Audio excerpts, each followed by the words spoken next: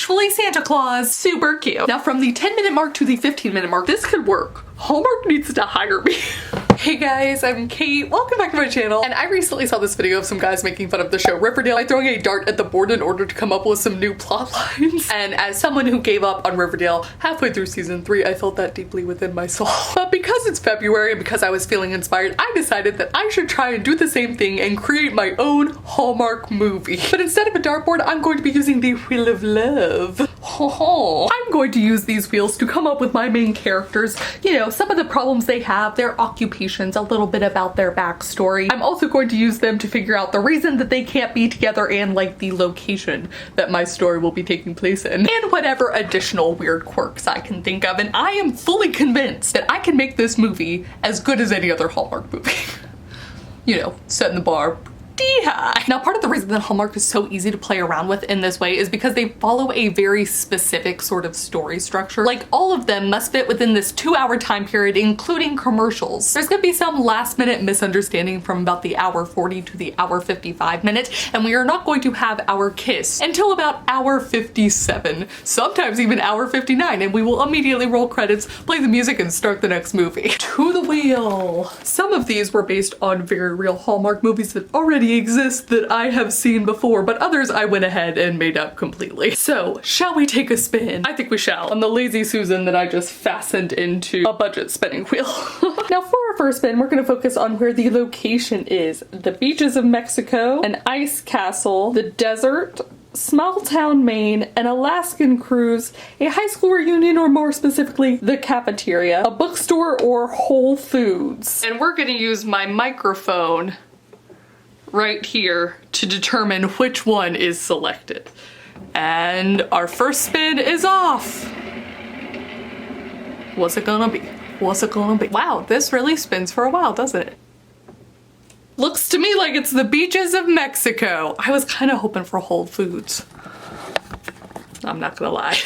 Now next up, I do want to pick out some occupations because that's always important. You know, usually one of them represents big business and they will not be stopped from their takeover of this small town until they meet the adorable little baker who is able to thaw their frozen heart and melt away, I don't know. I was going somewhere with it, but you get my point. Having said that though, I think I'm only going to use one wheel and I'm just gonna spin twice because I do see Hallmark often doing like almost competition shows, one baker versus another baker, and just trying to create some tension, like two different family-run businesses operating in the same small town. There's a theme here and this is exactly why I think this will work. All right, one of them always has to be that they're actually Santa Claus, because Hallmark is so big on that Christmas time, bigger even I'd say than Valentine's Day. So all right, we now have our florist, our country singer, our zookeeper, a Fortune 500 CEO, local barista, tarot reader, actually Santa Claus, and a vaguely titled marketing executive. Let us spin. Nailed it. And though I'd personally love to see some more variety from my Hallmark movies that I both love and love to hate, they are often always heterosexual couples, except for the occasional minor character. I know, be the change you want to see, but we're gonna go ahead and make this a guy and a girl this time. Especially because I think that Hallmark loves to play on gender stereotypes. And by play, I mean fall directly into them. Okay, let's spin. For the man. He's a florist! All right, and for the lady... Oops, I spun that one too hard, I think. Oh, she's actually Santa Claus! I'm honestly way more excited about this than I should be. This is gonna be so much fun. And though I'm ragging on Hallmark, they have actually, I think, improved as someone who has been watching them for many years. So I'm keeping my fingers crossed we're only going to continue improving, not just on the variety of characters that we are shown, but also like the storytelling methods. That being said, that's not the point today. Today we're making fun of them. So that being said, I need to figure out what the problem is. Why can Santa Claus and the florist not be together? Let's find out. And for our options, I wrote don't speak the same language, their siblings used to date, they're in direct competition with each other for, you know, a prize or something. Their pets don't like the other one, or the other pet. They have a family rivalry and history there. There's a jealous, meddling ex. They live too far away from one another. Or is it a small town versus big city sort of problem?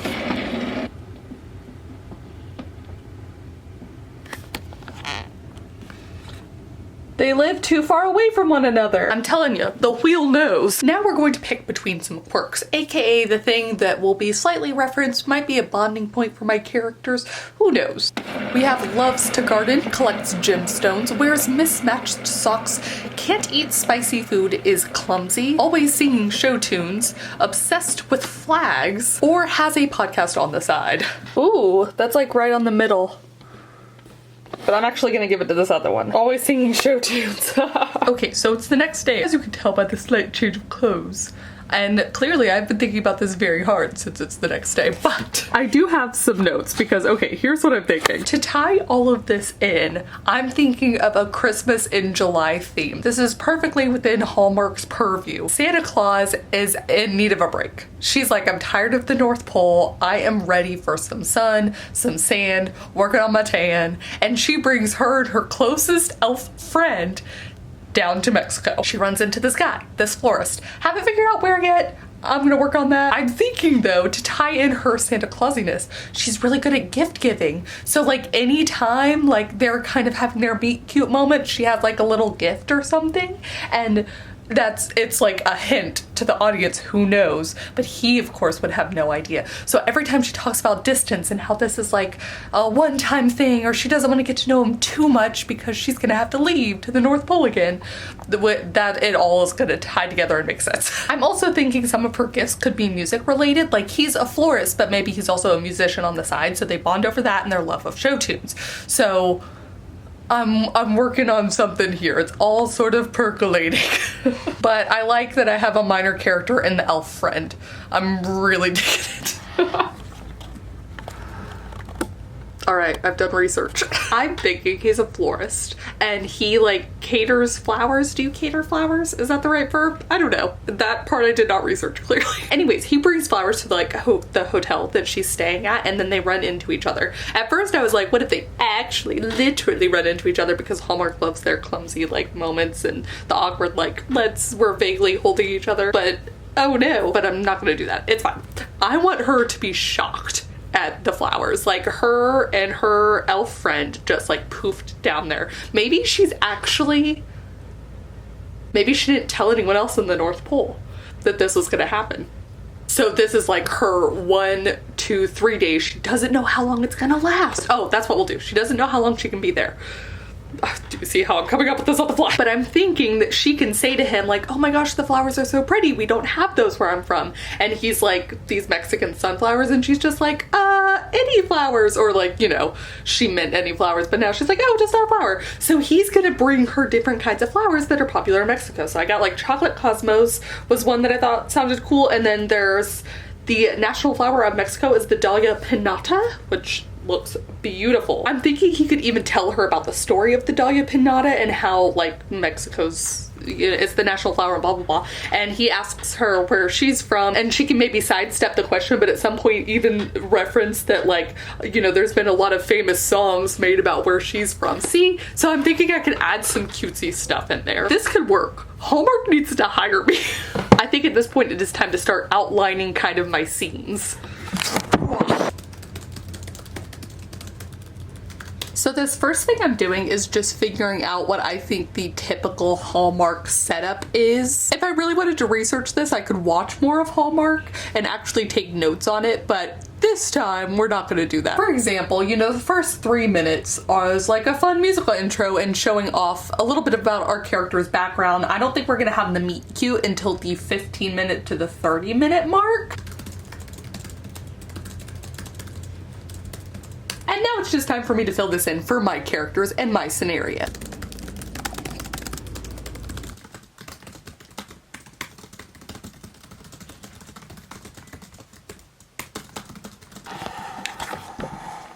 Well, I think I got this. As you can tell by another change of clothes and some wet hair, it's another day. But I think I've worked on this for a total of, I don't know, 15 minutes each day. So this is freaking, it's gonna be great. Now it's time for me to present to you my movie, Christmas in July. I'm not gonna name it anything else because this is exactly how Hallmark names things. So the opening credits, which last 3 minutes. Generally, I think Hallmark has a fun musical intro where we show off our character's background. We're gonna see them getting ready for Christmas, checking off lists. We're going to clearly show that Santa Claus is in charge of things. But also we're going to see that she's kind of sort of constantly looking out the window, checking her watch, checking the like fancy North Pole clocks. I don't know. Clearly she's got somewhere to be, something to do, and she wants to be relatively sneaky about it. Of course, we're gonna realize that she's trying to make a quick getaway. From the 3 minutes to the 10 minutes, we have more main character background, usually the woman. And we're also going to quickly address what the problem is that she's going to be dealing with the entire movie. We're gonna see a discussion between Santa and her best elf friend. And Santa is going to try and convince her elf friend to come with her as they jaunt off to Mexico for a few days. The elf friend's gonna argue that this is going to put them behind for their Christmas planning and could ruin everything. But Santa says that elf friend comes with her, at least she'll have someone to kind of like keep her accountable, and together everything's gonna be fine. Now from the 10-minute mark to the 15-minute mark, we're going to see her first action against the problem. Santa and her elf friend get in the sleigh, take it out for a spin. I'm thinking mid-air somewhere, they magic it into like a red Mustang or something, I don't really know cars. And then the next shot we have is the hotel lobby that's going to be vaguely affiliated with Hallmark, partnered with the channel, you know, get that ad money. And then they drive up in the Mustang. And from the 15-minute to the 30-minute mark, we have our meet cute, maybe even a montage of meet cute moments, just several selected, shown. Yes. Santa's eyes are all big, full of wonder as they enter into the hotel lobby, and elf friend goes off to check them into their hotel room. Then we see Santa kind of wandering, meandering until she finds these flowers, which she's gonna give them a sniff or something. And then the florist who works on the flowers is going to see her and asks if they're like her favorite flower or something. We could have that cute little exchange we talked about earlier. Then we're gonna have another moment where Santa's eyes and the florist's eyes kind of linger as Santa is walking up the grand staircase to get to her room or something. Finally, Santa and the florist are gonna run into each other again. I'm thinking in an elevator. One of them's gonna be whistling show tunes, the other one joins in. Super cute. This is also where the florist is going to mention that he is vaguely performing on the talent show on Friday, which is a few days away at this point. From the 30-minute mark to the hour mark, we're going to see a growth of our main character and what they wanted originally versus what they're sort of leaning towards wanting now that they have met the one. Now, after a day of sun and sand, Santa realizes that she wants to stay around for a little bit longer. She wants a few more days, and she has in the back of her mind the idea that this talent show's happening. It's just a few days away, and she somehow convinces her elf friend that it's no big deal that they're gonna stay because actually Santa's the boss, so this is like vaguely inappropriate if you think about it, but it's fine. We're going to see Florist teaching Santa about a variety of different flowers. After running into each other again, and Santa's gonna like go behind her back and like present him with a music box or something that played that show tune that they were both whistling. Yeah. Here is also where we learn more about our florist's background. The flower shop has been in his family for such a long time, and he always wanted to be something different when he was growing up, but then he really came to the conclusion that flowers and this flower shop was his heart and soul because family. So as a compromise, he just performs in random talent shows. Yeah. From the hour mark to the hour and 10-minute mark, we're going to see that that problem that was addressed first at the beginning is going to sort of linger. It's going to be an issue for our characters that has come back with a vengeance. Now, someone at the hotel, I think the person that checked them in, is going to realize that Santa isn't actually supposed to be there. A different couple was, and Santa uses some more magic and is like, check again. And of course, everything's magically fine. But this hotel worker, she knows. She will not be fooled by Santa's magic. Elf friend is going to see Santa using magic on these books for her own personal gain rather than bringing joy to others. Santa is going to argue something about how like it was for, you know, her and her elf friend's joy, and also she upgraded the other couple and there were plenty of rooms so it was fine or something. But elf friend's gonna cue in here and remind her that they actually shouldn't even be here for this much longer. They really can't do it. The North Pole, everything, it's gonna be crazy. Santa's gonna promise her that everything's fine, but we're going to get to see a cut to the North Pole where everything is decidedly not fine. I'm thinking we're seeing a not literal meltdown, missing Santa posters, you know, whatever. Let's go all out. It's Hallmark. Now, between the hour and 10 and hour and 20 mark, we've sort of temporarily resolved things. Elf friend finally decides to take action, calls the North Pole, tells them where they are, tells them not to freak out if they can just hold out for a few more days. It's gonna be fine. Santa knows what's up. It's cool. I'm thinking she even sees the cute hotel worker and like kind of wants to chat with her too. So now elf friend is feeling the pull of this human world of the Mexican sand and sun. So Santa reminds her they still have a day left. It's fine. It'll be great. They can even have a conversation about how they've always wanted to do this, and I don't know, whatever. From the hour 20 to hour 25, we have our almost kiss that will, of course, inevitably be interrupted by other people. Outside of the hotel lobby, maybe Santa is helping the florist like trim the hedges. I clearly don't actually know what florists do. I think I'm really confusing a gardener with a florist, but we're just gonna make this all encompassing because I actually don't think Hallmark cares that much either. They drop the gardening scissors or something and then they both bend down to pick them up. They have a moment where they're just kind of like looking at one another. You know, their hands are still touching, and then they're interrupted by that cute hotel worker. She's gonna start posing a series of questions trying to like extrapolate the truth out of Santa. Who she is, where she's from, maybe she found something incriminating in their room that she wasn't supposed to be sneaking around in, or she overheard elf friend say something, or elf friend slipped up when she was talking to her because she was nervous. I don't know.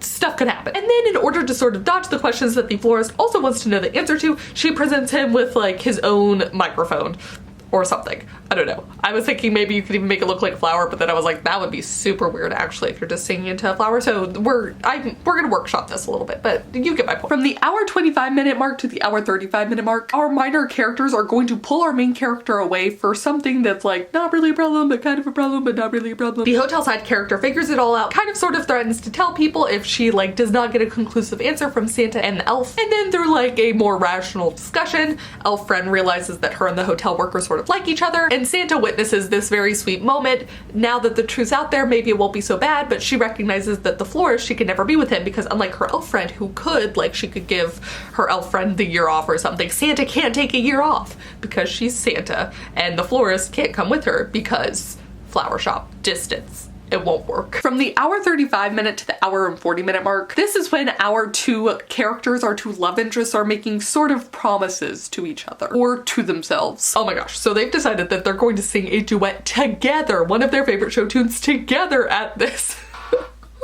talent show. In Santa's mind, this is going to be her final farewell to the florist. And then it's back to the North Pole forever. And then from the hour 40-minute to the hour 55-minute, we're going to have one final misunderstanding. Oftentimes, this is because our characters did not communicate properly. Sometimes it's actually legitimate. Not always though. Not usually. Oh no, Santa's called away. The meltdown is actually melting down. Something bad is happening in the North Pole and Santa must return at least for a little bit. She leaves a note for the florist and like maybe one of the plants they always meet at or work on together or something. I don't know. The wind's gonna take the note away. So florist is real upset because he thinks that Santa has left without a word and all of this mystery surrounding her he's not gonna ever have the answer to, and he's hurt. But then he realizes the elf friend's still there, confronts her and the hotel worker, and they kind of reveal the truth to him. And then finally from our hour 55-minute to our 2-hour mark, we're gonna have a very quick resolution. We're gonna roll them credits and then we're going to be on to the next movie. Oh my gosh, Santa's back. Everything makes so much sense now. They're both on stage. Maybe Santa started singing a Christmas song and he joins in and that wasn't the show tune they planned, but like we're gonna cut to that right after they kiss and roll credits, yay. We don't really have a solution for where they're going to live after this, but they've accepted each other, both of them, or the florist has accepted Santa, and Santa has learned that it's okay to share and be herself, her true Santa self. And then we can figure out what their solution is in the inevitable sequel, because this is clearly going to be a hit. Wow. Thank you guys so much. I legitimately had so much fun doing this. Comment down below, let me know if you would watch Christmas in July. Let me know what some of your favorite tropes are, Hallmark-y related or romance related or otherwise. Let me know what you think of my Wheel of Love. I think it worked. Do you think it worked? I honestly, this is my whole point. I think I could have picked any of these and it would have worked out just fine. Also, let me know if you think I missed something in my minute by minute sort of breakdown. I'd love to know. And also if you have like a little spinning wheel and would like to do this for a different kind of story, I would love to know about it. Please do it. Tag me somehow. I want to see it. But that's gonna be it for me. Thank you guys so much for watching, and thank you especially to some of my new patrons this month. Charlotte Armstrong, Tom Kentuckingham, Caleb, Nikolai C, and Jen Red. And I will see y'all all very soon at the new video. Bye. All right, time to pose. Well, okay. From the hour mark to the hour and 10-minute mark, we're going to see our first hint that the problem that we had at the beginning is a lingering one that's going to stay over. From the hour mark to the hour and 10-minute mark, we're going to see that our